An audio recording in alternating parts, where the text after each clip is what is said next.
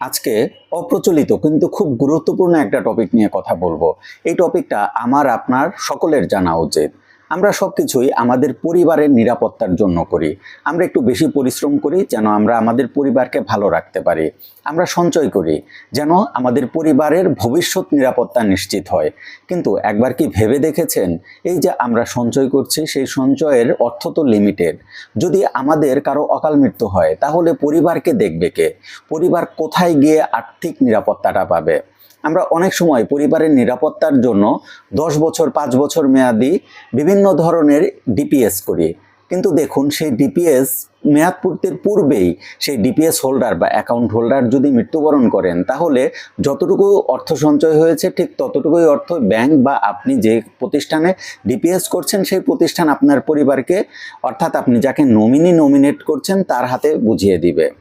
এমন একটা স্কিম আছে, যে স্কিম ধরুন আপনি আজকে চালু করলেন, চালু করার পরে একটা নির্দিষ্ট সময় পার হওয়ার আগেই আপনি মৃত্যুবরণ করলেন, তাহলে আপনাকে যে ডিল করা হয়েছে যতটুকু অর্থ দেওয়ার পুরোপুরি অর্থ ফেরত দেওয়া হবে আপনার পরিবারের কাছে। এতে আপনি যত টাকাই জমা দেন না কেন। কি সেই ডিপিএস বা কি সেই স্কিম? সেই স্কিমটাকে বলা হয় জীবন বীমা। আমরা কম বেশি সবাই জীবন বীমার নাম শুনেছি, কিন্তু জীবন বীমা সম্পর্কে আমাদের ধারণা নেগেটিভ, ক্ষেত্র বিশেষে আমাদের তেমন ধারণাই নেই। কেন এমন হয়েছে?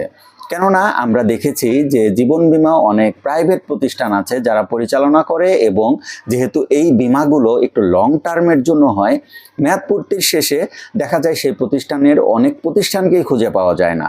প্রতিষ্ঠান খুঁজে পাওয়া গেলেও তাদের কাছ থেকে টাকা তোলাটা খুব বেশি ডিফিকাল্ট হয়ে যায়। কিন্তু দেখুন, আমাদের দেশে অনেক প্রতিষ্ঠিত স্বীকৃত জীবন বীমা প্রতিষ্ঠান আছে, অনেক বীমা প্রতিষ্ঠান আছে। এছাড়াও বাংলাদেশের সরকারি বীমা প্রতিষ্ঠান আছে। সেই প্রতিষ্ঠানগুলোতে আপনি যত টাকাই সঞ্চয় করুন না কেন, বা আপনাকে যত টাকা দেওয়ার জন্য তারা ওয়াদাবদ্ধ হোক না কেন, আপনার যখনই মৃত্যুবরণ হোক না কেন, তারা ঠিক ততটুকু অর্থ আপনাকে বা আপনার পরিবারকে ফেরত দিয়ে দিবে। এখন আমাদের এই যে জীবন বীমা সম্পর্কে ধারণার অভাব, অজ্ঞতা, এর কারণেই কিছু প্রতিষ্ঠান আছে যারা স্বার্থান্বেষী প্রতিষ্ঠান আছে যারা এই সুযোগগুলো নিয়ে থাকে। এখন আমি জীবন বীমা সম্পর্কে সংক্ষেপে কিছু বলবো। আমার মনে হয়েছে জীবন বীমা সম্পর্কে আমাদের সবার জানা উচিত, সবার পরিষ্কার ধারণা রাখা উচিত। ধরুন, জীবন বীমা এমন একটা পলিসি বা এমন একটা স্কিম যেখানে আপনি একটা 10 বা 18 বা 20 বছরের একটা স্কিম খুললেন নির্দিষ্ট মেয়াদি ডিপিএস হিসাবে। আমরা যেমন ব্যাংকে ডিপিএস রাখি, এখানেও ঠিক সেম। সেটা আপনি প্রতি মাসে মাসেও জমা দিতে পারেন, প্রতি বছরেও জমা দিতে পারেন। সেই অর্থ জমা দিবেন এবং যখন মেয়াদ পূর্তি হয়ে যাবে তখন সেই বীমা প্রতিষ্ঠান বা আপনার সাথে একটা নির্দিষ্ট ডিল শুরুতেই থাকবে। সেখানে তারা আপনাকে এককালীন কিছু টাকা দিতে পারে, অথবা মাসে মাসে পেনশন হিসাবেও টাকা দিতে পারে। এখন স্কিমের উপর নির্ভর করবে আপনাকে কি হিসাবে রিটার্ন দেওয়া হবে। এখন ধরুন দুর্ঘটনাবশত সেই মেয়াদ পূর্তির পূর্বেই আপনার মৃত্যু হয়ে গেল, তাহলে কি হবে? আপনি ডিপিএস এর মতো যতটুকু টাকা জমা রেখেছিলেন ততটুকুই আপনার পরিবার পাবে? মোটেও নয়। আপনার পরিবার যতটুকু মেয়াদ পূর্তি শেষে যত টাকা পাওয়ার কথা ছিল পুরোপুরি টাকা পেয়ে যাবে। এটি হলো জীবন বীমার আসল মজার বিষয় বা ইন্টারেস্টিং বিষয়। ধরুন আপনি মৃত্যুবরণ করলেন, আপনার পরিবার কোথায় যাবে?